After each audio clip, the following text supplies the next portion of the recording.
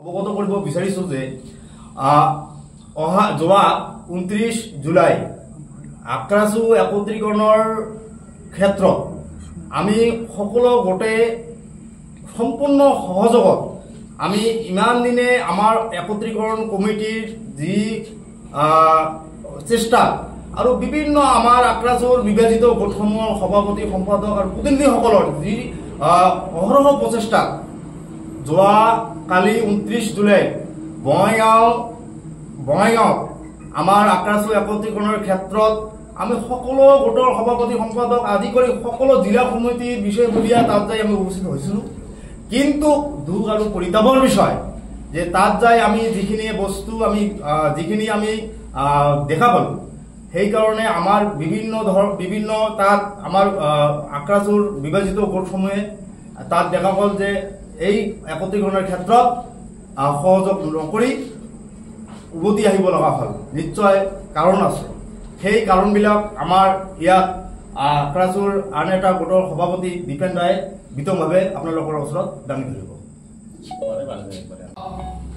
আমি তাত বঙাইগাঁৱত যোৱাকালি আমাৰ যি আক্ৰাসুৰ বিভাজিত গোটসমূহ একত্ৰীকৰণৰ ক্ষেত্ৰত প্ৰতিনিধি সভা আমি তাত বিশেষকৈ KACৰ বৰমুণীসকলৰ আমি গন্ধ পাইছোঁ যে তাত তেওঁলোকৰ ৰাজনৈতিকভাৱে কেইজনমান KACৰ নেতাই বা KACৰ লগত জড়িত থকা ব্যক্তিয়ে হস্তক্ষেপ কৰা আমাৰ এই আক্ৰাসু একত্ৰীকৰণৰ ক্ষেত্ৰত কিছু কিন্তু তাত খেলি মেলি দেখা দিছে।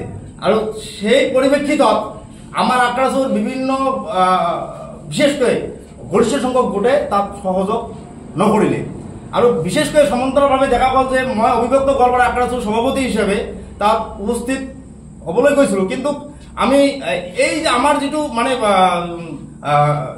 আমাৰ তাত পেনেলিষ্টৰ যিটো কথা আহিছিল বা যিটো ছিষ্টেমৰ কথা আহিছিল বা যিটো আমাৰ আক্ৰাসুৰ একত্ৰীকৰণৰ ক্ষেত্ৰত যিটো কমিটিখন গঠন কৰাৰ ক্ষেত্ৰত যিটো আধাৰ নীতি আছিল সেই ক্ষেত্ৰত আমি কিন্তু কিছু বিসংগতি দেখা পাই আমি কিন্তু তাত সহযোগ কৰাৰ সম্পূৰ্ণ আমাৰ প্ৰচেষ্টা আছিল। কিন্তু আমি তাত উপস্থিত নোহোৱাকৈ মই সভাপতি উপস্থিত নোহোৱাকৈ মোৰ কমিটিখন অভিযুক্ত গোৱালপাৰা আক্ৰাসুৰ কমিটিখন ভংগ কৰিলে।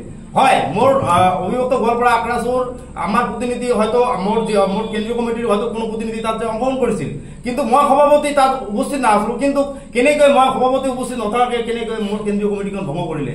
যিহেতু তাত আক্ৰাসুৰ বৰমুণীয়াসকলে বিভিন্ন গোটৰ বৰমুণীয়াসকলে তাত উপস্থিত আছিল, তেওঁলোকে আক্ৰাসুৰ সংবিধান সম্বন্ধে গোটেই বস্তুখিনি জানে, কিন্তু সভাপতিৰ অনুপস্থিত কেনেকৈ কমিটিখন ভংগ কৰিলে এইটো মই স্পষ্টীকৰণৰ বাবে মই ক্লিয়াৰিফিকেশ্যনৰ কাৰণে আপোনালোকৰ মাধ্যমে মই গোটেই সমতলবাসীক বা গোটেই অসমবাসীক মই অৱগত কৰিব বিচাৰিছোঁ যে মই অভিব্যক্ত গোৱালপাৰা আক্ৰাসুৰ সভাপতি তাত উপস্থিত থকা নাছিলোঁ। কিন্তু মই উপস্থিত নথকাকৈ কেনেকৈ কমিটিখন ভংগ কৰিলে এইটো অসাংবিধানিক। এইকাৰণে মই বিশেষকৈ ৰাইজক ভুল বাৰ্তা যাতে নাযায় তাৰ কাৰণে মই আজি আপোনালোকৰ যোগেদি মই স্পষ্টীকৰণ বা বাৰ্তা মই প্ৰেৰণ কৰিলোঁ যে আমাৰ অভিযুক্ত গোৱালপাৰা আক্ৰাসুৰ কমিটিখন সভাপতি অনুপস্থিত কেনেকৈ ভংগ কৰিলে। যিয়ে নহওক বাকী কথাখিনি আমাৰ অভিযুক্ত গোৱালপাৰা জিলাৰ সভাপতি নিমেৰ ৰায়ে গোটেইকেইটি কথাখিনি ক'লে বহলাই। কিন্তু মই এটা কথাই স্পষ্ট কৰি দিবলৈ ওলাইছোঁ যে যোৱাকালি বঙাইগাঁও পাব্লিক লাইব্ৰেৰীত যিখন বহুতে অভিযুক্ত আক্ৰাসুৰ প্ৰতিনিধি সভা অনুষ্ঠিত হৈছিল তাত আমি অংশগ্ৰহণ কৰাৰ মানসিকতা আছিল আৰু আমি বিচাৰিছিলোঁ আক্ৰাসু অতি সোনকালে একগোট হ'ব লাগে আৰু এই বিষয়ে আমি আমাৰ কাৰ্যনিৰ্বাহক সভা আদিকে কৰি প্ৰতিনিধিৰ নাম গোটেইখিনি আমি প্ৰেৰণ কৰিছিলোঁ অভ্যুত্থানলৈ। কিন্তু আমি যে দেখিছোঁ তাত যিটো পৰিৱেশ তাত পাইছোঁ যে আমি ৰখা প্ৰস্তাৱবিলাক আমি কোৱা কথাবিলাক তাতে বাৰে বাৰে নাকচ কৰা হৈছিল। কাৰণ যোৱা 26 তাৰিখে আমি বঙাইগাঁও চিকি হোটেলত আক্ৰাসু একত্ৰীকৰণ আহ্বায়ক সমিতি আৰু আক্ৰাসু নেতৃবৃন্দৰ মাজত এখন বৈঠক অনুষ্ঠিত হৈছিল। সেই বৈঠকখনত এটা প্ৰস্তাৱ লোৱা হৈছিল যে আক্ৰাসুৰ 10টা গোটৰ সভাপতি সম্পাদকবিলাকে বহি এটা আধাৰ নীতি তৈয়াৰ কৰিব।